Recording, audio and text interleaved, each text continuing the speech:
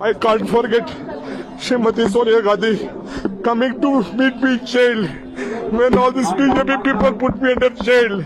Congress party. Whom do you credit, sir? Whom do you credit for this victory, sir? I credit my party cadres and all my leaders. They have worked hard. People have exposed faith in us, and the leaders have supported us. It is a collective leadership, and we have jointly worked. I have said in the beginning, joining together is the beginning. On the day I took the oath, thinking together is the progress, working together is the success. That is what I said on the day.